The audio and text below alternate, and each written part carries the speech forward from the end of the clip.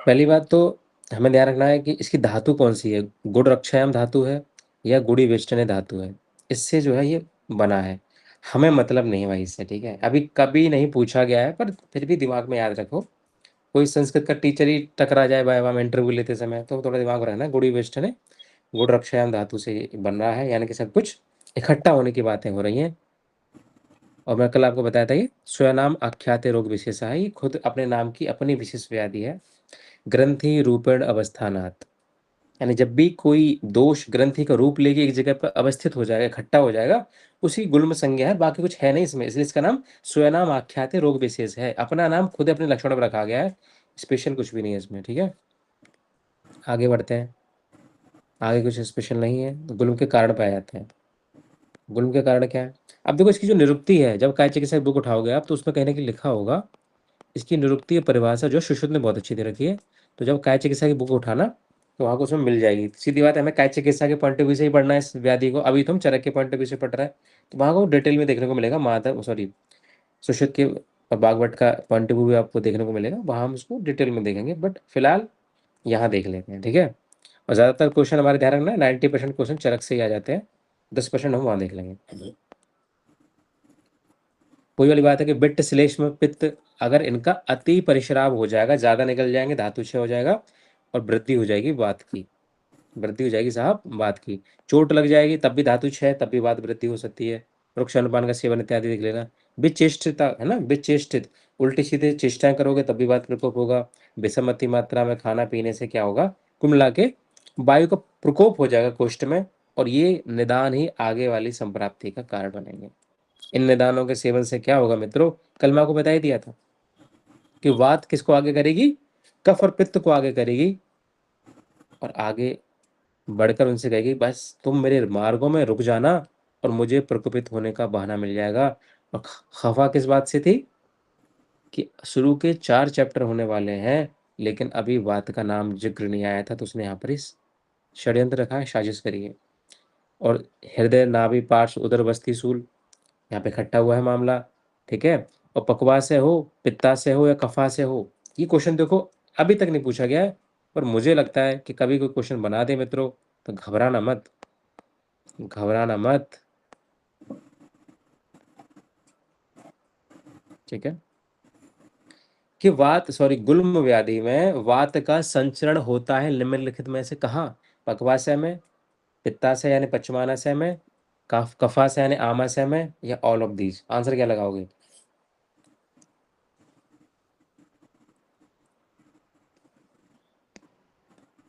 All of these. All of these.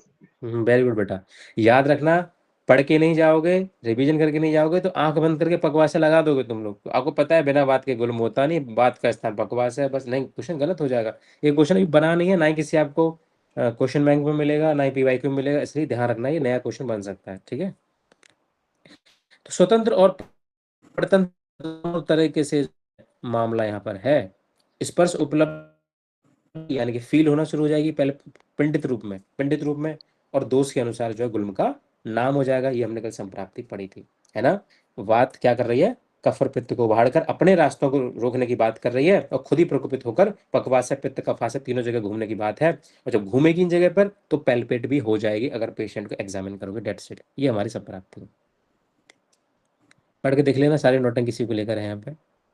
ये देखो यहाँ पर श्लोक आ गया है, हृदय नाभि अंतरे ग्रंथि, यानी ऊपर हृदय, नीचे नाभि, और इसके बीच में कहीं एक ग्रंथि है जो संचारी यदि व अचला, जो मूवेबल भी है और अचल भी है, यानी इमूवेबल भी है। प्रत्यक्ष अपचयवान सा गुल्म इति कीर्तिता, गोल रूप में है, कभी कभी गायब भी हो जाती है, कभी कभी प्रकट हो जाती है। स गुल्म इति कीर्तिता, इसी को गुल्म कहते हैं, इसी को गुल्म कहते हैं, जमाने का जुल्म कहते हैं। याद रखोगे बस इस बात को, ठीक है। खैर आप काजी कसम पढ़ लेना, यहाँ पढ़ने की जरूरत नहीं, बस आ गया तो बता दिया ना। गुल्म का स्थान, तो गुल्म के स्थान हमने देख लिए, हृदय, वो जो भी 5 हम लोगों ने पढ़े ना, हवन के दोनों पार्श्व में, हवन के दोनों पार्श्व में गुल्म होता है, ये हमने देख लिया था। 5 इसके भेद होते हैं, 5 भेद होते हैं मित्रों। हाँ जी, 5 भेद होते हैं। क्या क्रमिज भेद होता है इसका? बताओ, क्या क्रमिज भेद होता है इसका? नहीं होता है। क्या रक्तज भेद होता है इसका? जी हाँ, होता है। भागवत सारंगधर ने क्या बताया है? कितने भेद बताए? 8 बताए। बस इतनी सी बात याद रखनी है हमको। बातज गुल्म के हेतु क्या है तो हमने कल बात कर ली थी। इनके चक्करों में नहीं पड़ना है। बस शोक अभिघात याद रखना। अभिघात देख के पित्तज मत लगा देना, ये वातज है, चूंकि वातश होगा तो प्रकोपित होगा। इसके ये दफा जरूर याद रखना है।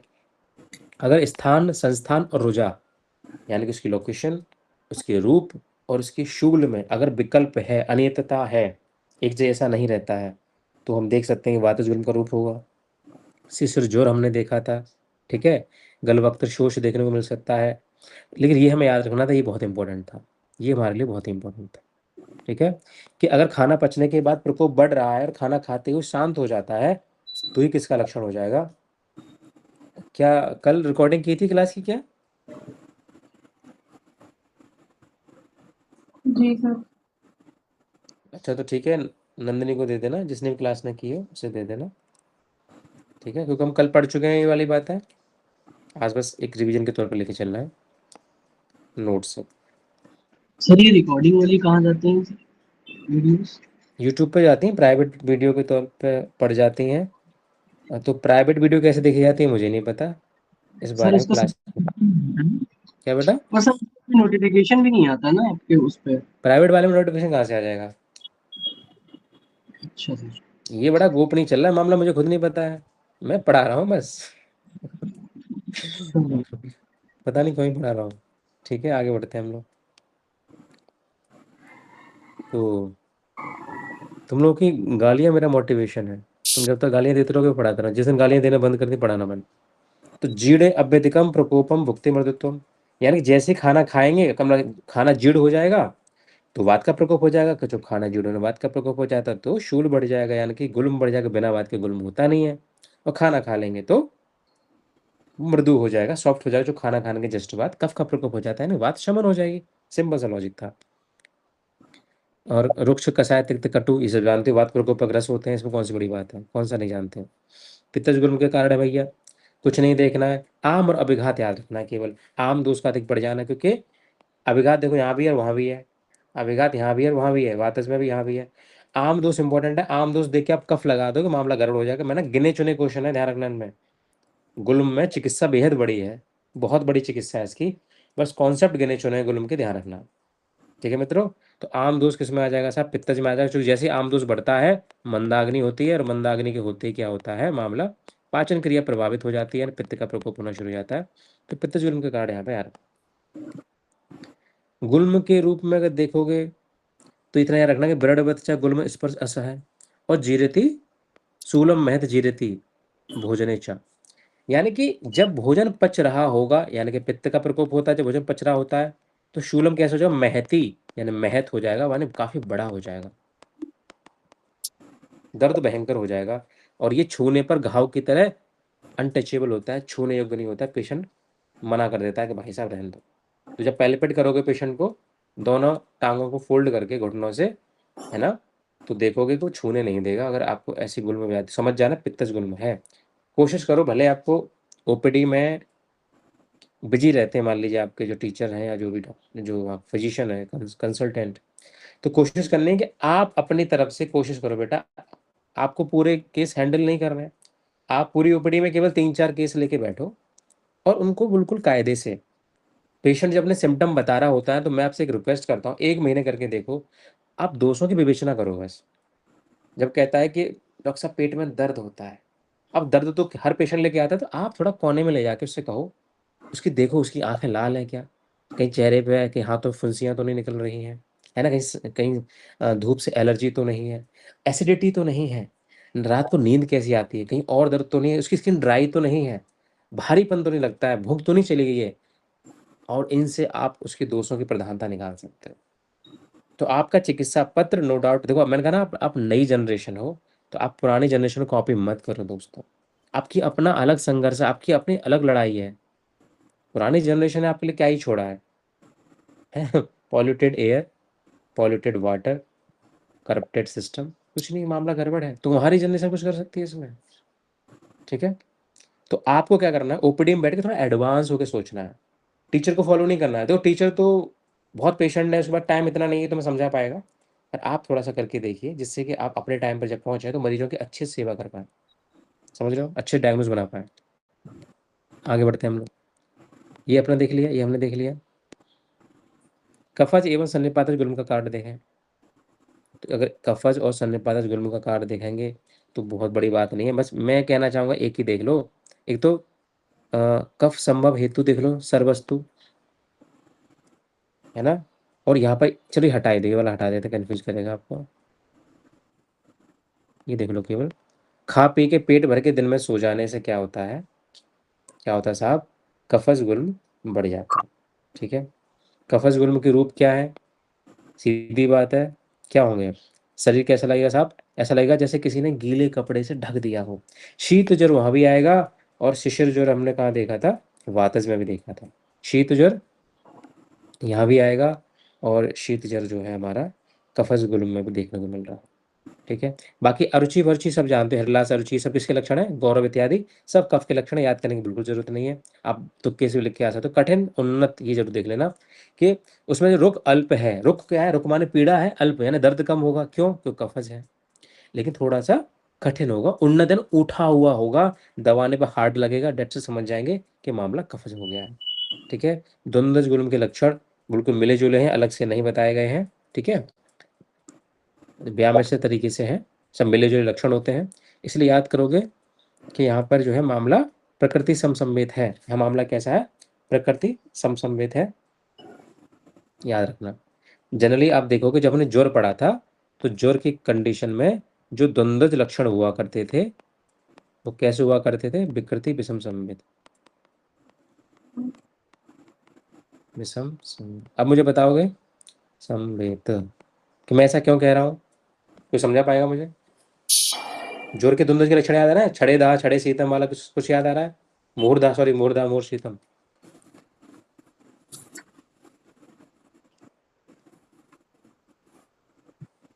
किसी ने जोर रिवाइज किया तो मुझे थोड़ा समझाओ कि ये प्रकृति समसम्मित क्यों है और जोर वाला विकृति विषम सम्मित क्यों था द्वंद्व में।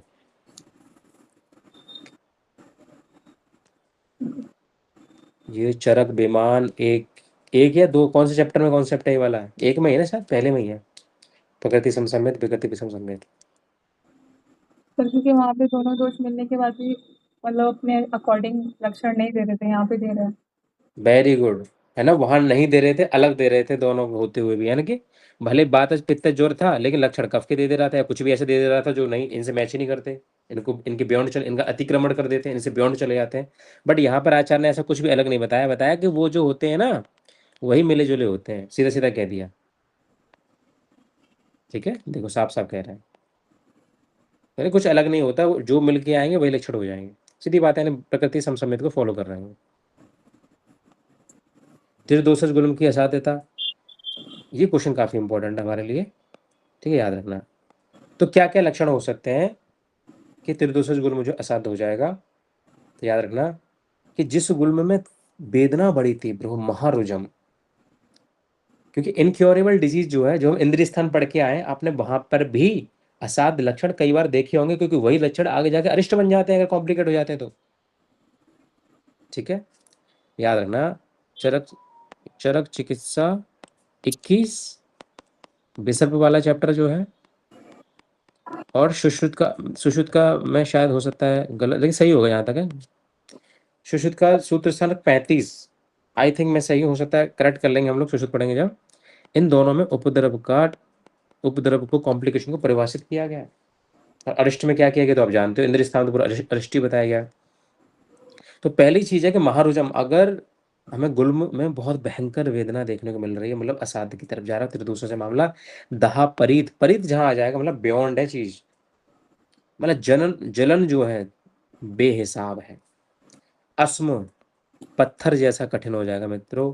ठीक है, और कैसा हो जाएगा, उन्नत ऊंचा उठा हुआ हो जाएगा, शीघ्र विधाई, बहुत जल्दी जलन हो जाएगी, उसमें दारुण होगा, कठिनाई से सदने वाला है, और मन शरीर अग्नि बल अपहारणम, वो मानसिक कलेश दे देगा, शारीरिक कलेश दे देगा, अग्नि को नष्ट कर डालेगा, ऐसा जो गुल्म होगा, वो त्रिदोषज होगा, यानी कि असाध्य हो जाएगा। एक बार अपनी आंखों को एक कष्ट दो कि श्लोक को घूरे, वो श्लोक को घूरो और देखो क्या याद हो रहा है, ये क्या ऑप्शन में महारुजम देख लिखा मिल जाएगा तो हम त्रिदोषज और असाध्य गुण में टिक कर देंगे। क्या दहापरीत, क्या अस्म, क्या शीघ्र विधाई, या मनय शरीर अग्नि बल अपहारणम देखने को मिल जाए तो क्या हम त्रिदोषज और असाध्य गुण में टिक कर देंगे? अगर आपका मन कह रहा है हाँ मैं कर दूंगा या कर दूंगी, तो निश्चित रूप से आप सफलता के बेहद करीब है। आगे बढ़ते हैं हम लोग रक्तज गुल्म के कारण की तरफ। रक्तज गुल्म के कारण देखो, सिंपल सा, रक्तज गुल्म किसको होना है? कल हमने बात करी थी कि रक्तज गुल्म सभी भरतरी में कहते हैं, भरतरी के वाले सब कहते हैं, चरक सुश्रुत भागवत भरतरी वाले कहते हैं कि ये तो केवल स्त्रियों में होता है, लेकिन इनके टीकाकार जो हैं चक्रपाणी, कौन थे दूसरे, डलहड़ और क्षारपाणी, ये तीनों कहते हैं कि भैया ये तो पुरुषों में रहता है, हमारे छोरे छोरियों से कम है के, ठीक है, ये पुरुषों में होता है। तो याद रखना क्यों हो जाता है, सीधी बात है, रक्तज गुल्म है मतलब कुछ तो कुछ एक्युमुलेट हो रहा है बॉडी में, और वात तो छोड़ेगी नहीं, चूंकि बिना वात के गुल्म नहीं होता, योनि व्यापद नहीं होता, ये तुम पढ़ के आ रहे हैं भैया। और शूल भी नहीं होता, आई थिंक, हाँ शूल तीसरा वर्ड में शूल ही बोल रहा था लगता कल, है ना, यही लिखवाया था शायद मैंने कि बिना वात के न गुल्म होवे, न योनि व्यापद, और न होवे शूल। ठीक, तो सीधी बात है कि रक्तज गुल्म के कारणों में रक्त और वात दोनों की प्रबलता देखने को मिलेगी। यानी कि ऋतु काल में ऋतावान अनाहारत्या, ऋतु काल में अनाहार का सेवन यानी भोजन न करना, भूखे रहना, डर जाना, सास के डर से डर जाना, सास ताने दे रही है, अगर लड़की हुई ना घर से बाहर निकाल दूंगी, ऐसे डर की वजह से, या फिर कई कई अगर तेरे तेरे बच्चा नहीं हुआ तो दूसरी शादी करा दूंगी अपने लड़के की, तो डर की वजह से वो उसका जो है अंदर एक्युमुलेट होना शुरू कर रहा है, और वो एक सूडो प्रेगनेंसी को आप जो है आइडेंटिफाई कर पा रहे हो कि हाँ भाई प्रेगनेंसी, तो 10 महीने बाद मालूम पड़ रहा है कि नहीं प्रेगनेंसी नहीं थी, तो गुल्म था, ये तो रक्तज गुल्म था। ये जरूर एलोपैथी में देखने को मिलता है कई बार हमें, और इसे फाइब्रॉइड से, ट्यूमर से, बहुत जगह चीज़ों से कोरिलेट किया था। गायनी पढ़ो डिटेल में, तो फाइब्रॉइड से लेकर क्वेश्चन भी पीवाई क्यों आए हो आपके, तो गायनी वाली मैडम आपको डिटेल में पढ़ाएंगे, और मैं पढ़ाऊंगा तो देख लूंगा, ठीक है। तो ऋतु अनाहारत्या भयन और विरुक्षण, रुक्ष भोजन और रुक्ष आहार विहार करेगी, जागेगी रात भर, बेगों को धारण करेगी, स्तंभन औषधियों का सेवन करें, और बमन ज्यादा हो जाए, अगर मैंने उल्लेखन का अलग मतलब भी बताया था, खैर योनि दोष की वजह से स्त्रियों में क्या होता है, रक्त भवो, रक्तज गुल्म हो जाता है स्त्रियों में, रक्तज गुल्म हो जाता है मतलब, ठीक है। लेकिन क्षारपाणी भाई साहब नहीं मान रहे, कह रहे हैं स्त्रीणाम आर्तव जो गुल्मो न पुंसाम उपजायते, कि भैया जो आर्तव की वजह से, आर्तव के एकत्र होने की वजह से जो रक्त गुल्म होता है, वो निश्चित रूप से स्त्रियों में होता है, पुरुषों में नहीं होता, ना पुंसाम उपजायते, बट असरग भवो गुल्म स्त्रीणाम पुंसाम जजायते, बट अगर ब्लड की वजह से हो रहा है, केवल ब्लड नॉट आर्तव, तो वो स्त्री पुरुष दोनों में उत्पन्न हो सकता है, ठीक है। और ऐसी बात चक्रपाणी डलड भी कहते हैं, क्षारपाणी के साथ देते हैं। तो यहाँ से क्वेश्चन बेटा आ जाए, गलत ना कर देना, क्वेश्चन थोड़ा सा टफ चला जाएगा, पर आप कर ले जाओगे, मुझे पता है आप निश्चित रूप से बिना सोए आज की क्लास कर रहे हैं, ठीक है। रत्तस गुलम के रूप देख लो फटाफट से, कल हमने देख ही लिए थे, कह रहे हैं कि यह स्पंदते, स्पंदन तो होगा, सारे लक्षण गर्भ की तरह मिलते हैं, पर पिंडित होगा, अंग वगैरह नहीं होंगे, अंग हो जाएंगे तो गर्भ हो जाएगा ना, फिर तो वो फीटस हो जाएगा। शूल दर्द होगा, ठीक है, गर्भ के लक्षण मिलेंगे, ठीक है, और ये स्त्रियों में होता है, रुद्र रक्तज गुल्म जो होता है, और 10वें मास के बीत जाने पर इसकी चिकित्सा करते हैं। क्वेश्चन बहुत बार पूछा गया, ये वाला क्वेश्चन बहुत बार पूछा गया है कि रक्तज गुल्म की चिकित्सा कब करते हैं, तो 10 मास के बाद इसकी चिकित्सा करनी चाहिए, क्योंकि उससे पहले हो सकता है कि वो, देखो पहले अल्ट्रासोनोग्राफी थी क्या, मैं पूछता हूँ क्या पहले यूएसजी था? नहीं सर। तो कैसे ये आचार्य पता कर पाते होंगे? तो उनकी मजबूरी है, वेट एंड वॉच, समझ पा रहे हैं आप लोग। पर आज ये बुक लिखी जाती तो थोड़ी कहते, वो तो तीसरे महीने अरे दूसरे महीने मालूम, पहले महीने मालूम पड़ जाता कि ये नहीं है मामला घर में, ठीक है।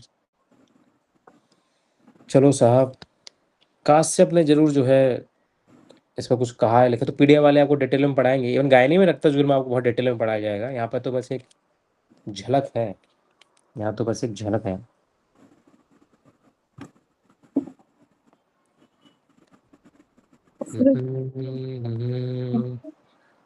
बोलो बोलो, क्या कह रहे हो? तो वो छार पानी का जो सेकंड लाइन था श्लोक का, वो एक बार एक्सप्लेन कर दीजिए।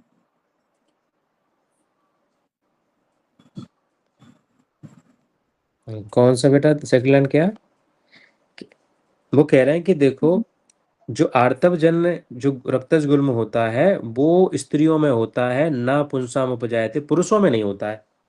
बट जो अन्य जो लोग जो कहते हैं कि अशरग भव है ना, अशरग भव, अशरग किसका पर्याय होता है? रक्त का पर्याय होता है। जो रक्तजन्य है, जो केवल नॉर्मल ब्लड के इकट्ठा होने से जो गुल्म बनता है, रक्तज गुल्म, वो स्त्री और पुरुष, चा माने और, दोनों में पाया जाता है, दोनों में उत्पन्न होता है। जायते माने उत्पन्न होता है, ये मतलब है। ठीक है, चलो साहब आगे बढ़े हम लोग।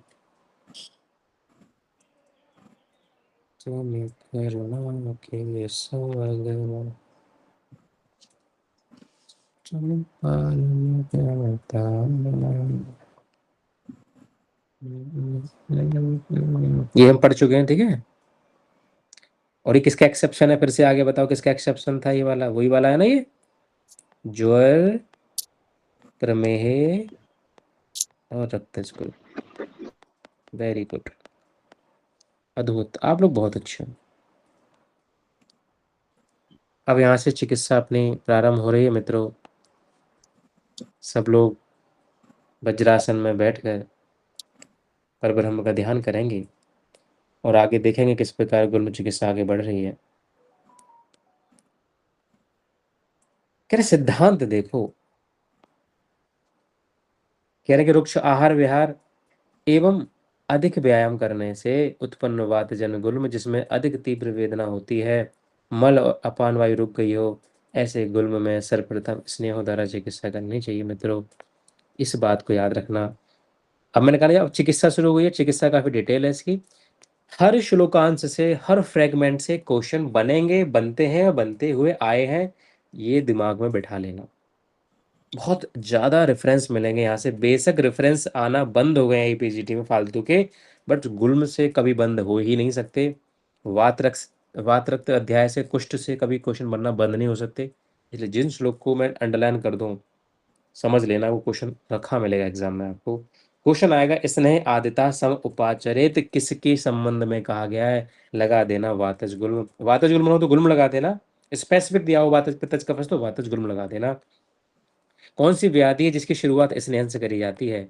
आदते माने शुरुआत में, आदि काल में स्नेहन किया जाता है मित्रों, तो गुल्म है वे। ठीक है,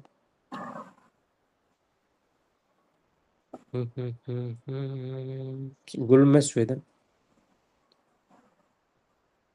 कह रहे हैं कि सब कुछ स्नेहन करने के बाद, यानी कि स्निग्ध भोजन दे दिया, स्निग्ध अभ्यंग कर लिया, स्नेह का पान कर लिया, स्नेह से सिद्ध निरुवस्ती दे दी, अनुवासन तो स्नेह होती होती है, स्निग्ध वगैरह सब कर लिया, देन गुल्म की शांति के लिए स्वेदन कराना चाहिए। स्नान के बाद स्वेदन कराना चाहिए। स्वेदन का फल क्या होता है मित्रों? कह रहा श्रोतसा मार्दवम कृत्वा, ये श्रोतसों को सॉफ्ट बना देता है स्वेदन। जिता मारुत उल्वड़म। क्वेश्चन आ जाए कि किसके संबंध में कहा गया है, ये श्लोक किसके संबंध में कहा गया, बताना जरा। वात प्रकोप को जीतता है, श्रुतसों को मृदु करता है, ये किसके संबंध में कहा जा रहा है?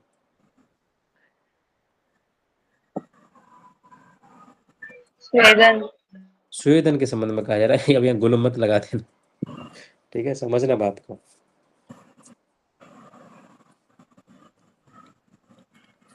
आगे चलते हैं। और ये वाला श्लोक तो हमने कल कहाँ पढ़ा था? हमने कल श्लोक पढ़ा था ये, उसमें नोट्स में देखा था, जो कुछ एक टेबल की फॉर्म दे रखा था। कह रहे हैं कि स्नेह पानम हितम कहाँ? विशेष ऊर्ध्व नाभिजे। अगर नाभि के ऊपरी भाग में गुल्म हो रहा है तो स्नेह पानम हितम, तो घी पी के टाल दो, मामला खत्म, रफा दफा कर दो। परंतु पक्वाशय गते वस्ति, अगर पक्वाशय में हो रहा है तो आपको वस्ती देनी पड़ेगी। ठीक है। उभयम जठराशरे, और अगर वो उदर प्रदेश में है, पूरे प्रदेश में है, पूरे एब्डोमिनल कैविटी में आपको फील हो रहा है, समझ में नहीं आ रहा है, तो बोथ मामला भूत चला जाएगा। उभयम जठराशरे, यानी कि उभय चिकित्सा करेंगे। उभय मतलब दोनों, मतलब स्तनपान भी कराएंगे, ऊपर से स्तनपान कराएंगे, नीचे से बस्ती दे देंगे। ले भैया, इतना इतना स्नेहित कर देंगे पेशेंट, कहाँ जाएगी बात वो चल जाके मामला। ठीक है। और हमने भी पढ़ा था कल, टेबल की फॉर्म में पढ़ा था, चार्ट की फॉर्म में पढ़ा था, यहाँ हमने श्लोक में देख लिया। बताओ बेटा, एक बार बता दो, दोनों हाथ ऊपर करके, मामला समझ में आ रहा है या ना? जी सर। ठीक है। अगर ऐसी कथा की व्यवस्था हो तो प्रसाद ही बढ़ना चाहिए। आवाज़ कहाँ से आ रही है ये योगेश, क्या हो रहा है, ये आवाज़ कैसे आ रही है? हैंड रेस था ना सर, उसकी वजह से। अच्छा अच्छा अच्छा वो सॉरी, तुम लोग तो खतरनाक लोग हो कसम से। बढ़िया। ठीक है चलो छोड़ो। वातिक गुल में ब्रहण का प्रयोग करने की बात यहाँ की जा रही है कि वातज गुल में है तो ब्रहण करेंगे, ये कोई ऐसी बात नहीं जो आप ना जानते हो, बच्चे थोड़े छोटे से, तो ब्रहण करेंगे, वातज गुल में ब्रहण करेंगे। ठीक है। और ये वाला मतलब क्या बताऊं, देखिए एक एक लाइन से क्वेश्चन बनने वाले हैं अब। ठीक है।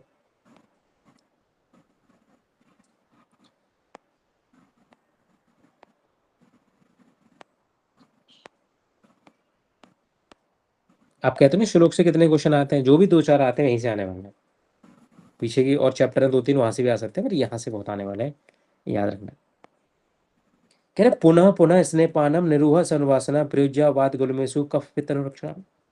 कह रहे हैं वातज गुल्म में कफ एवं पित्त की रक्षा करते हुए वैद्य को क्या करना चाहिए, बार बार स्नेपान, निरूह और अनुवासन वस्ती का प्रयोग करना चाहिए। ठीक है।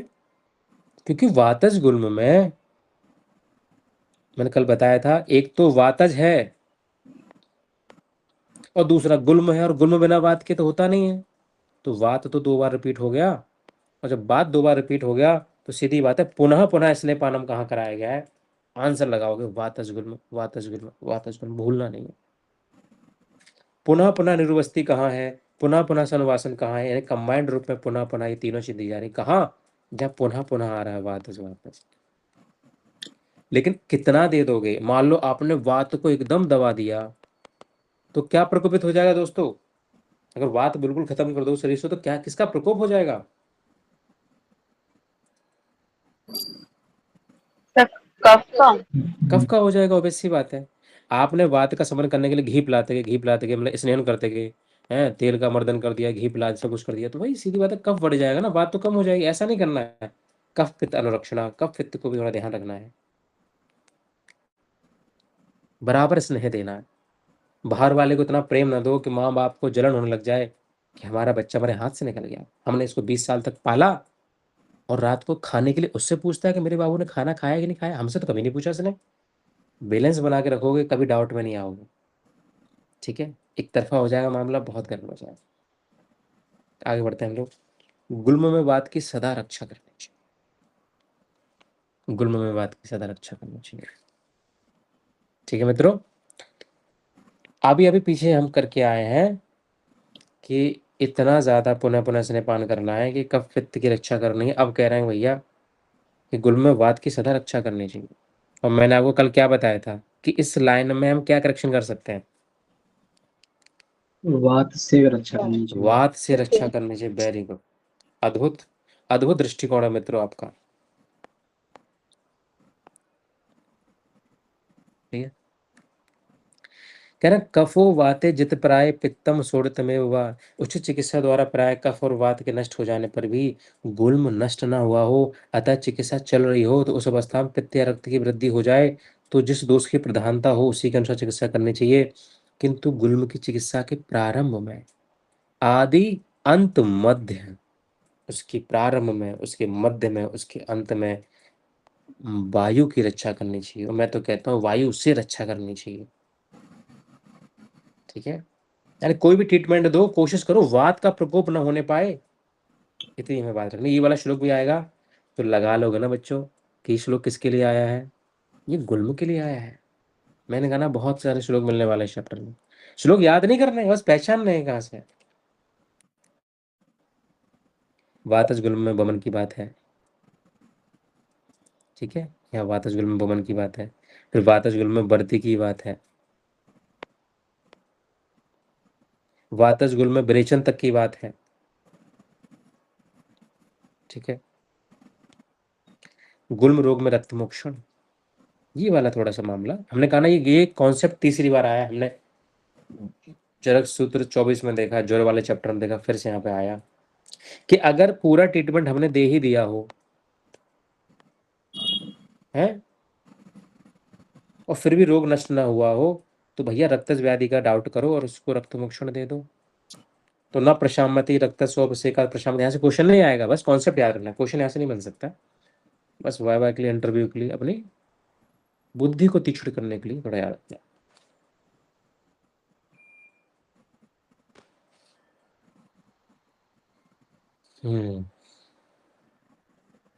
तो पित्तज गुल्म की चिकित्सा देख लेते हैं।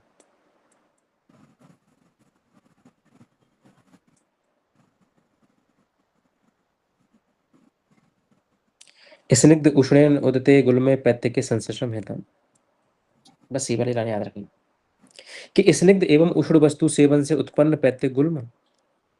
और ये क्वेश्चन जब भी बनेगा मित्रों, ये केस स्टडी क्वेश्चन बनने वाला है।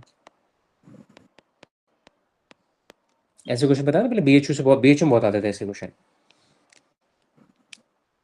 कि अगर पित्तज गुल्म अगर केवल लिखा होता कि तीक्ष्ण उष्ण वस्तुओं के सेवन से हुआ है तो सीधा सीधा विरेचन करा दो, क्या प्रॉब्लम है। मगर अब स्निग्ध भी इसमें जुड़ गया, और स्निग्ध के जुड़ जाने से बेटा क्या होता है, स्निग्ध के जुड़ जाने से मामला हो जाता है गड़बड़, क्योंकि अब यहाँ पे आम की और कफ की संभावना बनी रहती है, और इसको निकालने में केवल विरेचन काम नहीं कर सकता, क्योंकि विरेचन सीधा पित्त को निकालता है। तो ऐसी कंडीशन में संश्लेषण बहुत अच्छा काम करता है। देखो इसमें परिभाषा लिखी है, कह रहे हैं कि संसरण क्या होता है कि पक्तव्यम यद अपक्तव्ये श्लिष्टम कोष्ठे मलादिकम, कि संसरण जो औषधि होती है चाहे पचा हो चाहे ना पचा हो, और जो कोष्ठ से, जो श्रुतसों से श्लिष्ट हो गया है, चिपका हुआ है जो मामला, जो मल चिपका हुआ है, ठीक है, तो क्या करेगा, ये अधे मार्ग से निकाल देगा। जैसे कि यथा कौन करता है, कृतमालकम। कृतमाल किसका पर्याय होता है मित्रों बताओ। आरगवज। आरंगवत का, वेरी गुड। चतुरंगुल, चतुरंगुल के बारे में चरक सूत्र 25 में क्या कहा गया बताओ जरा।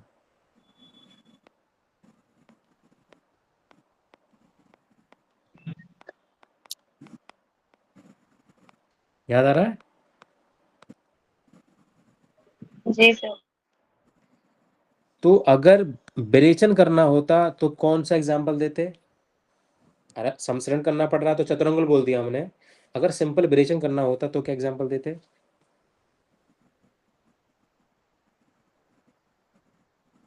त्रिव्रत। वेरी गुड, त्रिव्रत देते बेटा, इसके बस बटन का नाम बता दो, मन प्रसन्न हो जाएगा।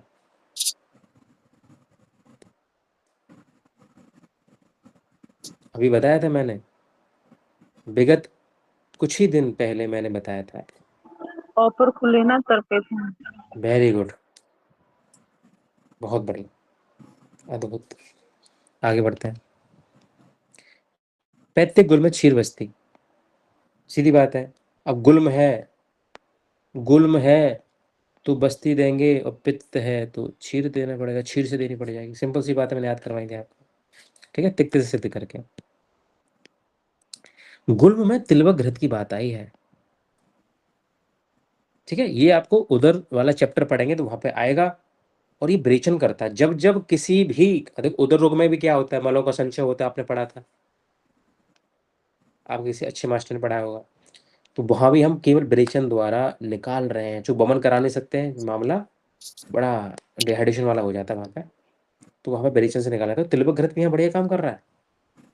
तो तिक्त द्रव्यों से मिलाकर ईषद, थोड़ा गुनगुना दूध हो, या सीधा सीधा आप तिलवक घृत का पान कराकर, दो ऑप्शन है यहाँ पर, विरेचन करा सकते हैं। ठीक है, तो तुल्यबक घृत याद आपको उदर रोग में कर रखना है, बस एक कंडीशन यहाँ पे ना भी याद करो चलेगा। पित्तजन्य गुल्म में रक्त अवशोषण की बात आई है, कब कब ये दिमाग रखना, कब? जब बहुत ज्यादा बुखार आए, जलन हो, शूल हो, अग्नि मंदता जैसी कंडीशन हो जाए, ठीक है, ये सारे उपद्रव आपको मिल जाए, तो ऐसी कंडीशन में आप पित्तज गुल्म में रक्त मोक्षण करा सकते हैं। ये भी केस स्टडी का क्वेश्चन बनेगा, इंपॉर्टेंट नहीं है ज़्यादा, पर आ सकता है कि यदि आपको अगर ऐसी कंडीशन दिख रही है कि एक तरफ तो बुखार भी आ रहा है, एक तरफ शूल भी हो रहा है, एक तरफ अग्नि मंदता भी हो रही हो, यानी कि पित्तज, वातज, कफज, तीनों कंडीशन दिख रही हो और पित्तज गुल्म हो, तो रक्त मोक्षण करा देना चाहिए। नहीं समझ में आ रहा है तो करा दो रक्त मोक्षण। क्यों क्यों करा दे रक्त मोक्षण मित्रों? क्योंकि छिन्न मूला विधिहंते न गुल्मा यान्ति चाक्षयम, कि जो रक्त मोक्षण होता है वो छिन्न मूला होता है, वो मूल को ही नष्ट कर देता है, वो जड़ को खत्म कर देता है। अतः गुल्म में विधा नहीं हो पाता है, जलन नहीं हो पाती है। ठीक है, ऐसा क्वेश्चन कहाँ दिखेगा? ऐसा क्वेश्चन मित्रों आपको दिखेगा तो एसएसएन रीजन में दिखेगा कि रक्त मोक्षण गुल्म में उपद्रव के होने पर चिकित्सा क्रम में जो उपयोगी होता है, कारण दे देगा, क्योंकि वो छिन्न मूला होता है, विधा को शांत करता है। आपको कि यस, आंसर ए, कथन कारण दोनों सही है और कारण कथन की पुष्टि भी करता है मित्रों। ठीक है, देख लेना, बहुत बढ़िया, इंपॉर्टेंट है।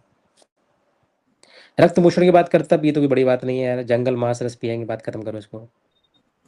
गुल्म में शस्त्र चिकित्सा कर सकते हैं, बिल्कुल कर सकते हैं कि यदि रक्त और पित्त के अधिक मात्रा में बढ़ जाने के कारण या समुचित चिकित्सा न होने के कारण गुल्म विधायुक्त यानी पाकोन्मुख हो जाए, पकने लग जाए। मुझे बताया था कि जब कोई चीज पक जाती है, फुंसी हो, फोड़ा हो, रक्तज गुल्म कुछ भी हो, तो वहां पर सर्जरी, उसे कट करके निकालना बड़ा बढ़िया तरीका रहता है, वरना कब तक एंटीबायोटिक खिलाओगे? क्योंकि एंटीबायोमा नाम की डिजीज सुनी होगी, आपको पढ़ाएंगे, सर्जरी वाले पढ़ाएंगे, अगर पढ़ाएंगे तो, कि कई बार बहुत ज़्यादा एंटीबायोटिक का सेवन, कई बार गलत तरीके से एंटीबायोटिक का सेवन एंटीबायोमा क्रिएट कर देता है, वहाँ पर वो पस और क्रिएट कलेक्ट हो जाता है, ठीक नहीं होता। तो ऐसे मामले में ना एकदम सर्जरी करो, कट एंड लाइक इट, बात खत्म। ठीक है, एक्सीजन कर सकते हैं या फिर ड्रेनेज वाला मामला है, बहुत से ऑप्शन है, वो कर सकते हैं। इंसिजन ड्रेनेज, आईएनडी कर सकते हैं, आईएनडी, इंसिजन ड्रेनेज, भेदन और विश्रावण प्रक्रिया कर सकते हैं। चलो आगे बढ़ते हैं हम लोग। अपक्व गुल्म के रूप, अब यहाँ पर जो है मामला, यहीं से कंट्रोवर्सी बनती है। ये सब पित्तज गुल्म के भेद हैं।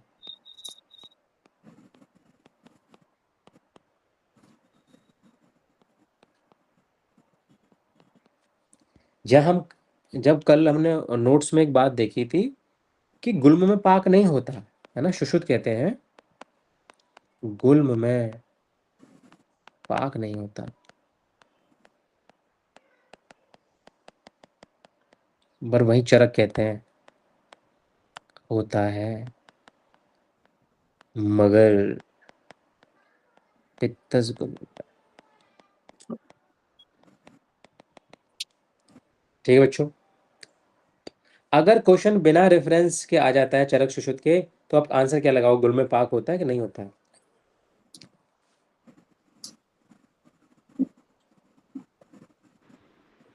होता है। नहीं होता। ऐसा क्वेश्चन नहीं आएगा, आएगा तो गलत हो जाएगा। ठीक है, क्योंकि गुल्म ऐसा चैप्टर है जो सर्जरी में ट्रीटमेंट और कॉन्सेप्ट के लिए, चरक के लिए के हवाले चैप्टर है, चूंकि फिजिशियन है वो, तो ऐसा क्वेश्चन नहीं आएगा, आएगा तो कैंसिल हो जाएगा। टेंशन ना लो आप अपनी। कल मैंने बात करी थी इस बारे में, आओ फिर से चर्चा करते हैं मित्रों। 3 प्रकार के। सर हाँ बेटा।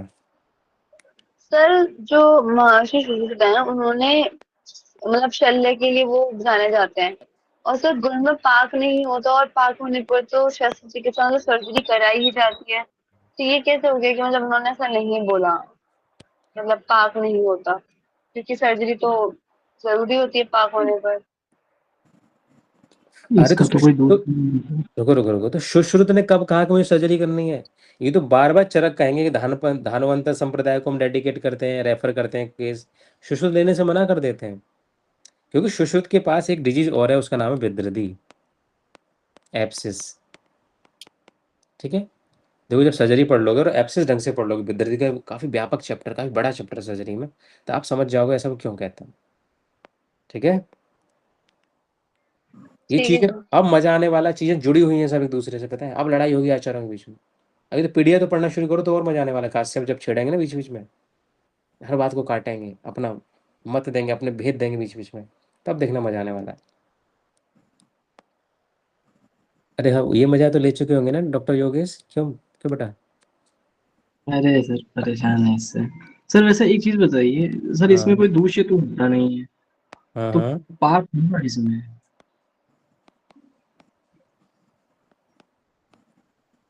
क्या कह रहे हो? दूध से नहीं होता तो पाक होता है, क्या कह रहे हो आप? सर इसमें कोई दूष्य तो होता नहीं, सिर्फ बात ही बात है जहाँ भी है। तो ये वाली बात कहाँ किसने कही है? हमने अब तक जितनी संहिता पढ़ी है, कहाँ लिखा मिला कि इसका दोष नहीं होता है? सर अब पिछले वाले तो बता रहे थे कि इसका दूष्य नहीं होता। मैं नोट्स पढ़ा रहा था, अभी मैं क्या पढ़ा रहा अभी पढ़ा रहा चरक संहिता, और जो आप क्वेश्चन पूछे वो चरक से ही पूछ रहे हो। तो जो बात चरक ने कही ही नहीं, पता, इतना मिक्स कर दे रहे हो आप लोग। जो सुश्रुत ने कहा नहीं वो चरक में पूछ दे रहे हो, जो चरक ने कहा सुश्रुत में, ऐसा मत करो। हम चरक पढ़ते हुए आ रहे हैं, क्या अभी तक चरक ने बोला? आगे बोले हम कह नहीं सकते, पर क्या अभी तक बोला चरक ने कि आश्रय नहीं। होता है कि नहीं? वो सुश्रुत वाले जाना है, तो अपने सजय वाले से पूछना। मैं पढ़ाऊंगा तो मैं बता दूंगा, ठीक है, अभी नहीं। क्यों? अगर मैंने आपको एक बार बता, तभी तो बता नहीं रहा था मैं आपको, अगर बता दिया है तो आप ना फिर चिकित्सा के कॉन्सेप्ट से हट जाओगे। मैं चरक पढ़ा रहा हूँ तो चरक ने जो सिद्धांत बताया उसी अकॉर्डिंग चिकित्सा लेके चल रहे हैं वो। अभी कंफ्यूज मत होने दो। हाँ, एक काम करना, चैप्टर जब खत्म होने को हो तब पूछ लेना, अगर पूछ रहा हूँ तो। अभी ये कॉन्सेप्ट मत बनने दो दिमाग में, ना यहाँ ये चिकित्सा नहीं याद हो पाएगी बनना है, ठीक है। सर दिक्कत यही है कि हम थोड़ा सर्जरी पढ़ चुके हैं ना। हाँ, वही वही तो गड़बड़ तो यही है ना। मैं सोचा मुझे लिखाना नहीं चाहिए था सुश्रुत वाला शायद, पर देखो, चूंकि कल नोट्स में था इसलिए मुझे लिखाना, क्लियर करना पड़ रहा है कि आप लोग कंफ्यूज ना हो, इसलिए ठीक है। कि चरक मान रहे हैं, सुश्रुत नहीं मान रहे। सुश्रुत ने बेदर्दी पड़ी हुई है डिटेल में, उन्हें बेदर्दी हैंडल करनी है। रोज एप्सिस, आप कभी ओपीडी दे जाना, सर्जरी वाली ओटी में जाना, एप्सिस के बहुत सारे केस मिलेंगे आपको। ठीक है, डाइट एंड डाइट आपको एप्सिस मिल ही जाएगी, चाहे ड्राई हो, वेट हो, जो भी हो। गैंग्रीन के केस मिल जाएंगे आपको, ठीक है। अब देखो हम लोग यहाँ पे आता है, अपक गुल्म के रूप हमने देखे, पश्चिमान के देखे, अपक के देखे। अपक अगर है, अभी गुल्म कच्चा है, तो सीधी बात है यार, गुरु होगा ना। कोई जो फुंसी अभी हुई होती है शुरू शुरू में, थोड़ी हार्ड होती है। अगर त्रिशोती अध्याय पढ़ा हो मित्रों आपने, तो आपको पता होगा, कठिन संस्थान होता है, मांस के अंदर छुपी रहती है, गूढ़ रहती है, अंदर दिखता नहीं, बाहर इतनी फुंसी उठी हुई नहीं रहती है। कलर डिस्कलरेशन नहीं होता अभी स्किन का, काफी स्थिर रहता है। तो अपक्व कहलाएगा, गुल्म अपक्व कहलाएगा। अगर वही पश्चिमान यानी पक रहा है, पक रहा है मतलब भट्टी जल रही है, अंदर अग्नि जल रही है, तो जलन भी होगी, है ना, संक्षोभ भी होगा, नींद भी चली जाएगी, बेचैनी भी होगी, बुखार भी आएगा, जल रहा होगा, विधायमान होगा। तो ऐसा क्या होगा? पश्चिमान होगा। और ऐसे में क्या करेंगे? उपनाह बांध, उसके ऊपर क्या बांध देंगे? उपनाह बांध देंगे, पुलटिस बांध देंगे, जो हमने पढ़ी थी, समझ रहे हो? उसके ऊपर क्या बांध देंगे? उपनाह बांध देंगे। अब भागवत में पढ़ के आए, कल बताया था किसी ने कि साग्नि नाग्नि दोनों उसके भेद होते हैं। पक्व गुलम की बात करें, या फिर मैं गुलाम से बात नहीं कर पाया। पक्व गुलम के रूप देखें, तो अब पक गया है तो क्या होगा साहब? कह रहा बाहर से उठा उठा, बाहर से दिख जाएगा उठा उठा, काले रंग का होगा, लेकिन किनारे लाल होंगे। सरक्त पर्यंत, जो पर्यंत जो परिधि है उसकी सर्कमफेरेंस है वो रेड होगी। छूने में ऐसा लगेगा किसी पानी भरे झोले को छू रहे हो, है ना। उठाने पर दब जाएगा, दोबारा उठाएगा। इस तरह की चीजें आपको वहां देखने को मिल जाएंगी मित्र, ठीक है। समझ दे रखा है, ये देख लो, एक लाइन अंडरलाइन कर लो। हाँ देखो, लिखा है सुश्रुत ने गुल्म का पकना नहीं बताया है। और अव्यांतर आश्रित गुल्म, इसको अलग कलर से कर देते हैं, तो थोड़ा सा आंसर यहाँ पे मिल रहा है आपका, कि अव्यांतर आश्रित गुल्म एवं विद्रति का यही प्रधान वेदक लक्षण है, यही डिफ्रेंशिएशन है दोनों में, कि उस विद्रति में पाक होना ही होना है, क्योंकि उसके दूसरे खतरनाक है, मांस है, रक्त है, सब कुछ है। ठीक है, मांस रक्त जहाँ मिलेगा वहां तो भैया पाक होना है। और इसके अदूष्य होते नहीं, इसलिए गुल्म में पाक हो ही नहीं सकता। सुषुप्त साफ मना करा नहीं हो सकता भाई, हमारे पास रेफर मत करो केस। कस्मात् पच्यते गुल्मो विद्यते पाकमिति च गुल्माकारः स्वयं दोषः विद्यते संस्फुरते विवरणं भवतु गणित गुणतो यथा संप्रदाय। ठीक है, गुल्मस्तु तस्मात् पाकम न गच्छति, इसलिए गुल्म में पाक नहीं हो सकता है। जो विद्यति तो शोडित के साथ होती है। मांस शोडित बाहुल्य पाकम गच्छति विद्यति। हाँ, मांस रक्त की बहुलता होने की वजह से वृद्धि में तो पाक होता है, एब्सिस में तो पाक होता है। एब्सिस तो जानते होगे ना, अब ये मत कहना एब्सिस नहीं जानते हो। क्यों? एब्सिस स्पेलिंग क्या है? दिख रहा है? इसमें तो पाक दिख रहा, ऊपर से पाक दिख रहा है साफ साफ आपको, तो हर एब्सिस में दिख जाएगा। ठीक है,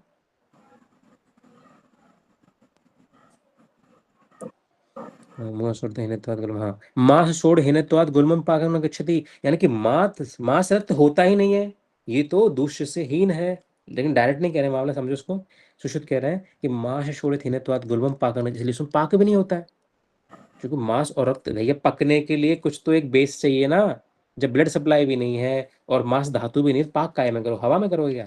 और हवा से होता ही है, वो बिना बात के गुल्म होता नहीं।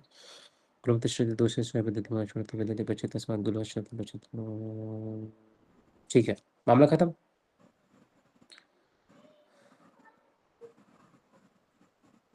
ओके, ठीक है, बाकी हिंदी पढ़ के देख लेना। श्लोक से मैं काफी कुछ समय में आ गया। ये कौन है जो जगह है? ये कौन जग गया भाई? हैं?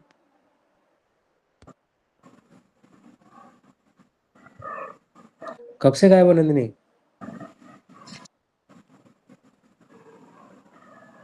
तो 3 से 4 मिनट हो गए। क्या क्या? तो 3 से 4 मिनट हो गए। सीरियसली, इतना खतरनाक कॉन्सेप्ट तो निकल गया? कहाँ तो सुना था?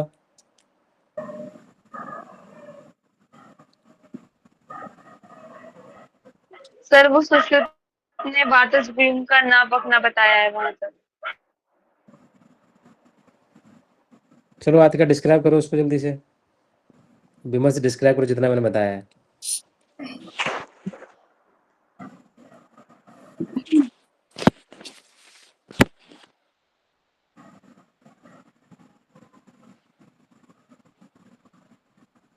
मतलब सुश्रुत ने विद्रदी में दोष माना, जैसे इसमें लिखा है ना, गुल्मम, अरे गुल्म मांस शोणिते भल्यता पाकम गच्छति विद्रदी, मतलब मांस और ना शोणित ना के ना साथ। ना ना ना बेटा, विमर्श की पहली लाइन से बताओ, पहले शब्द से बताओ कि चरक ने पित्तज गुल्म की 3 अवस्थाओं का वर्णन किया है। चरक ने 3 अवस्थाएं बताई है पित्त की, आम, पाच्यमान और पाक, जबकि सुश्रुत ने नहीं बताया है, क्योंकि क्या नाम है, चरक ने तो दूष्य बोला है, जबकि चरक सुश्रुत ने नहीं माना है। और अभिहांतरिष्ट गुल्म विद्युति का यही प्रधान भेद माना गया, मतलब हाँ, गुल्म की कोई अवस्थाएं नहीं बताई है सुश्रुत ने, और जबकि विद्युति में बताई है, तो गुल्म और विद्युति में मेन ये डिफरेंस हो गया। और दूसरा डिफरेंस ये होगा कि क्या नाम है, विद्युति में पाक होता है क्योंकि वो मांस और शोणित के साथ मिलके पाक हो जाता है, जबकि गुल में ना मांस और शोणित नहीं मिलते हैं, उसमें क्या नाम है, सिर्फ वायु से ही होती है वो, तो इसलिए गुल्म का पाक नहीं होता, जबकि विद्युति का पाक हो जाता है। तो समय आया? जी सर। पक्का? हाँ सर, आ गया। ठीक है। अब आई बात कि भैया पक्व गुल्म की चिकित्सा करें क्या? तो साफ साफ मना कर देना भैया, धनवंतरिणाम अधिकार। कह रहे हैं ये जो केस है ये सर्जरी वालों का है, धनवंतरी संप्रदाय वालों का है, हम काहे को लें बीच में? ठीक है, अभ्यंतर पश्चिमान गुल्म की ये तो क्वेश्चन इंपॉर्टेंट नहीं है, क्वेश्चन इंपॉर्टेंट नहीं है, बट कॉन्सेप्ट बड़ा बढ़िया है। पर अगर क्वेश्चन कभी बनाएगा तो कोई एग्जामिनर काफी टफ क्वेश्चन बनाने के मूड में होगा, तुम लोग घुमाने के मूड में होगा तो देख लेना। ठीक है, वैसे क्वेश्चन आएगा नहीं।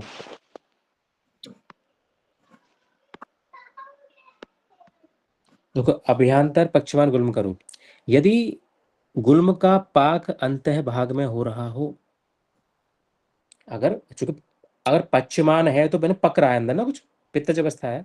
यदि गुल्म का पाक किसी अंतः भाग में हो रहा हो तो बाहरी भाग में पश्चिमान गुल्म का जो लक्षण ऊपर पढ़ के आए हम, वही लक्षण होता है। क्या पढ़ के आए कि भैया जलन है, अर्थी है, बेचैनी है, ज्वर है, कहाँ गया,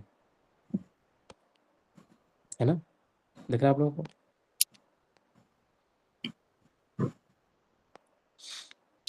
ठीक।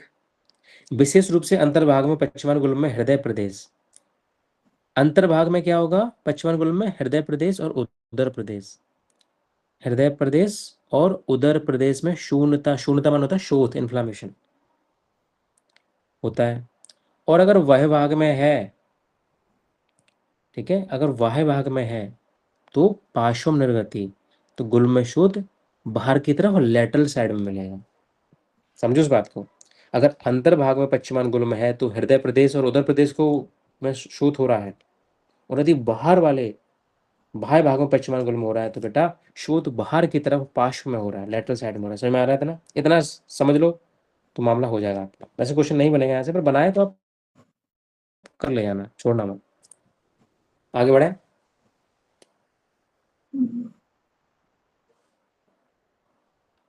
बता दो जी प्लीज। सर। जब भीतरी भाग में गुल्म पक जाता है तब अंतस्थ स्रोतों में क्लेद उत्पन्न कर, अगर किसी भीतरी हिस्से में गुल्म पक गया, वैसे सारी चीजें हम जब विद्युति पढ़ेंगे तो अभ्यंतर विद्युति, बाह्य विद्युति पढ़ेंगे, अभ्यंतर 9 प्रकार की, किसी ने 10 मानी, वो अलग बात है। तो जब भीतरी भाग में गुल्म पक जाता है तब अंत स्रोतों में क्लेद उत्पन्न करता है, पस फॉर्मेशन हो रही है, और पुई को ऊपरी भाग से बमन द्वारा और अधो भाग से मल द्वारा निकलने लगता है। क्योंकि पक गया है ना, वो ऊपर वाली कंडीशन पश्चिमान वाली है, पक रहा है, यहाँ पक है, पक गया है। तो अगर ऊपर से निकल रहा है तो पस के द्वारा, सीधी बात है, किसी अंदर वाले पार्ट में अगर पक रहा है तो सीधी बात है वो कहीं ना कहीं से बाहर निकलेगा। बाहर निकलने के लिए इसमें 2 रास्ते हैं, एक तो ऊपर से निकले मुख्य द्वारा, नीचे गुदा द्वारा निकले। तो ऊपर निकलेगा तो वमन द्वारा, नीचे निकलेगा तो मल द्वारा निकलेगा। इस प्रकार स्वयं पुई को निकलते हुए देखकर रोगी को हितकारी अन्नपान की व्यवस्था करके उपद्रवों से रोगी की रक्षा करते हुए 10 दिन या 12 दिन तक आप इग्नोर कर सकते हो, पस को निकलने दो, इसे रोकने का प्रयास नहीं करना है। क्योंकि फुंसी फूट गई है, कहते नहीं है भैया फुंसी फूट गई है छेड़ो मत, बस निकल जाने दो, थोड़ा आप दबा दबा के निकाल सकते हो, छेड़ाखानी मत करो उसके साथ, ठीक है। और अंतर विद्युति की तरह आप उसकी चिकित्सा कर सकते हैं, क्योंकि जो ऊपरी सिम्टम है ना, आप जब एप्सिस पढ़ोगे ना डिटेल में तो बिल्कुल ऐसे ही है। वहां तो वो दी हुई है कि नाभिगत है, यकृतवत है, हृदयगत है, सारी वहाँ विद्युति लोकेशन वाइज दी हुई है। शायद हमने पढ़ी भी तो थी यार, ये मेरा चरसू तो 18 में पढ़ा था हमने विद्युति वाला कुछ कॉन्सेप्ट, मुझे याद आ रहा है, तुम्हें को पढ़ाया था मैंने। 10 या 12 दिन के संशोधन द्रव्यों से सिद्ध किया गया घृत का पान कराना हितकर होता है। 10-12 दिन तो हमने इग्नोर किया, उसके बाद संशोधन द्रव्यों से सिद्ध किया हुआ घृत का पान कराना हितकर होता है। शोधन द्वारा पूरे का निर्णय हो जाने से बड़े की शुद्धि हो जाए तब तिक्त द्रव्यों से सिद्ध किए हुए घृत में मधु मिलाकर पान कराना चाहिए। तो ये वाली बात है, थोड़ा बहुत दिमाग में रख लेना, ठीक है। ये सब बनेंगे, केस स्टडी क्वेश्चन बनेंगे, लेकिन बन नहीं सकते क्योंकि मामला अभी इतना टफ नहीं है, अभी बहुत से क्वेश्चन बनाने हैं, ठीक है। AIPGT वालों को तो ऐसे क्वेश्चन नहीं डालेंगे, टेंशन मत लो, पर मैंने फ्री पढ़ा दिया आपको, क्वेश्चन कितना घुमा के पूछे आपको कर लेने का। मामला कफज गुल्म की चिकित्सा मार्ग जल्दी करते हैं और लेट हो रहे हैं हम लोग कि कफज गुल्म में लंघन करेंगे, वमन योग, अगर कफज गुल्म होगा तो वमन करा डालेंगे, गुल्म में उष्ण द्रव्य का प्रयोग भी करा सकते हैं, क्योंकि मामला कैसा है, मामला है कफज वाला, ठीक है, मामला है कफज वाला। कफज गुल्म में विलयन करा दें, थोड़ा सा दिमाग में रखना कि विलयन कहाँ कराया गया है, कफज, क्योंकि कफज गुल्म जो होता है वो कठिन होता है, और जब कठिन होता है तो विलयन मान क्या होता है, किसी चीज को हिला हिला हिला हिला के थोड़ा लूज कर देना है। जब नई नई फुंसी निकलती है आप उसे रोज दबाओ रोज दबाओ रोज दबाओ तो उसकी स्किन पर झुर्रियाँ आने लग जाएंगी, पकना शुरू कर देती है, ठीक है। किसी भी हार्ड चीज को आप रोज दबाओगे, आम लेना, आम को रोज हाथों में घुमाना, कच्चा आम हो तो धीरे धीरे देखो उसके अंदर का जो जो गूदा है वो क्या हो जाएगा, लूज होना शुरू हो जाएगा, पकना शुरू हो जाएगा। तो ऐसे हम यहाँ पे ट्राई कर रहे हैं, ठीक है। तो बिलियन पे याद रखना, बिलियन कहाँ करते हैं, कफज गुल्म में, डेट सेट यार ना, बातज में पता जरूरत ही नहीं है, बातज पित्तज में ऑलरेडी, और पित्तज में तो करें, कौन बताएगा कि पित्तज में बिलियन क्यों नहीं कर सकते हम लोग। विलियन समझ में आ रहा है आपको? सर विलियन ही 20 हो जाएगा। हाँ तो बोलते क्यों नहीं यार। विलेन माने होता है किसी चीज को हिलाना, दबाना, उसे लूज करना है, है ना। जैसे कच्चा आम ले लें अगर हम लोग और उसे चारों तरफ से दबाएं दबाएं तो शाम तक कैसा हो जाएगा वो, पिलपिला हो जाएगा, पिलपिला हो जाएगा। पिलपिला हो जाएगा, एग्जैक्ट। तो यहाँ पे ये तो लिखा हुआ है कि विलयन करने के लिए बांस की नली या तल या अंगूठे से दबाना चाहिए, बार बार दबाओ उसको। क्यों दबाओ, क्योंकि वो कठिन है, उठा हुआ है, क्योंकि क्या है अभी वो कफज है, या फिर जो नया नया होता है जो कफज होता है काफी कठिन होता है, हार्ड होता है, दबा दबा दबा के उस विलेन करो, क्योंकि जब तक पस नहीं निकलेगा मामला ठीक होगा नहीं। ठीक है, ये मामला है। टेंशन ना लो, जब आप षष्ठी उपक्रम पढ़ोगे, है ना, किसमें, सर्जरी में, शिशु संहिता में, तब आपको डिटेल में बिमलापन वगैरह ये सब पढ़ाया जाएगा। ठीक है, अगर कोई पढ़ाएगा तो शर्त लगानी पड़ती है मुझे,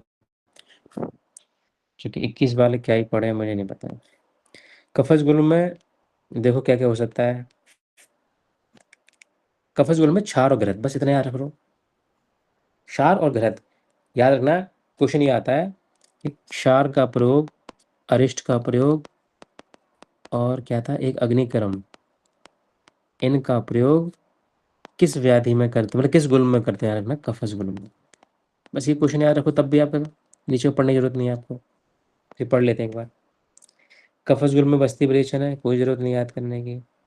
गुट का प्रयोग है, कोई जरूरत नहीं याद करने की। कब मिटा ही देते हैं, तुम बना याद करने लग जाओगे। क्षार प्रयोग बस, ठीक है, मैंने ऊपर बता दिया। वैसे 3 चीज याद रखने हैं आपको, कफज गुल्म, क्षार, अरिष्ट और अग्निकर्म। तो पहले आगा क्षार। आप कभी भी देखना कि जब ओपीडी में यव क्षार का यूज आपको हर पर्चे में देखते हुए मिल जाएगा, आया ना। अगर आपने पर्चे देखे ओपीडी में तो आपको यव क्षार लिखा मिलता नहीं मिलता है। जी सर। एक तो ये एंटासिड होता है एसिडिटी के लिए दे देते हैं, क्योंकि बहुत सी दवाई देते हैं तो एसिडिटी ना कॉज करे। और वही क्या करता है, ये कफ का नाश करता है, कफ नाशक होता है, क्षार होता है, तीक्ष्ण होता है, तो गुल्म को तो सफा कर ही देगा। और कफज गुल्म में कब करना, ये एक स्टडी क्वेश्चन बन सकता है। महावास्तुम, जब आप काफी स्पेसियस दिखे, बड़ा दिखे गुल्म, कठिन दिखे, तो हम ऐसा करेंगे कि क्षार, अरिष्ट, अग्निकर्म भी, क्षार भी देंगे, अरिष्ट भी देंगे और अग्निकर्म भी कर डालेंगे। ये क्वेश्चन बस इंपॉर्टेंट है हमारे कफज गुल्म में, बाकी कोई क्वेश्चन यहाँ से आने वाला नहीं है मित्रों। जितने क्वेश्चन थे वातज गुल्म से आएंगे, कफज से आएगा तो एक विलेन वाला आ सकता है, और ये तीनों चीजें क्षार, अरिष्ट और अग्निकर्म। ठीक है बेटा, याद रखना प्लीज। और कह रहा है कफज गुल्म में क्षार का प्रयोग बार बार करना है, याद करो, पुनः पुनः जो यूज कर रहे थे हम उसमें वातज गुल्म में, तो क्या यूज कर रहे थे पुनः पुनः, याद आ रहा है।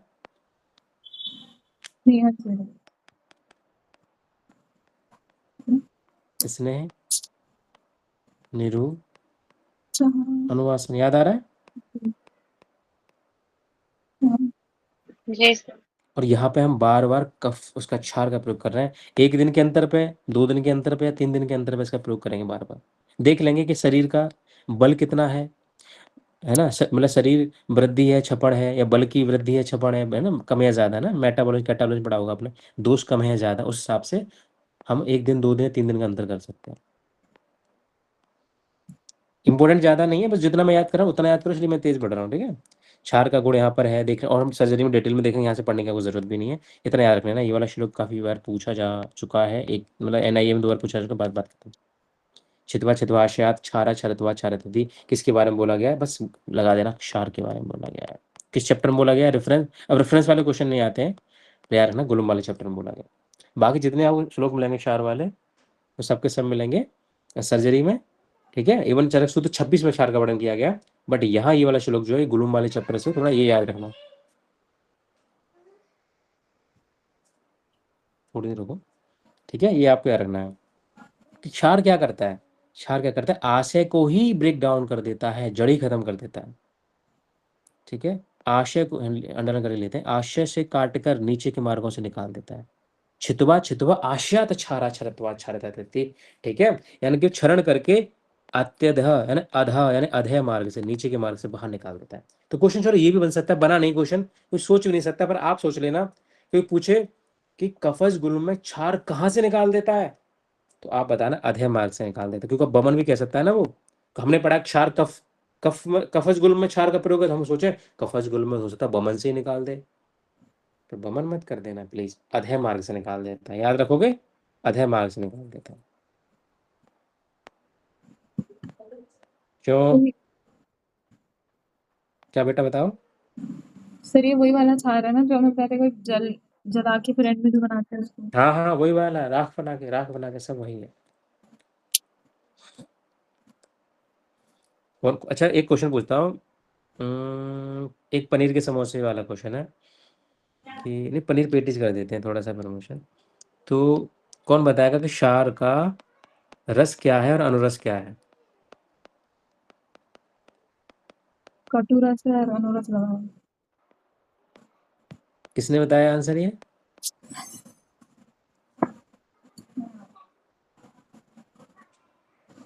चलो नाम तो बता दो। आतिका। अच्छा, खैर पेटीज फेटीज अच्छी तो नहीं होती हेल्थ के लिए, पर ठीक है देख लेंगे। तो अरे उल्टा उल्टा भाई, किसने फोटो खींची है इसका? हद हो गई। आज इतना ही रहने देते हैं, ठीक है। कल बस योग रह जाएंगे, 5 मिनट का रह गया है बस। कल योग योग पढ़ने हैं, नाम नाम पढ़ने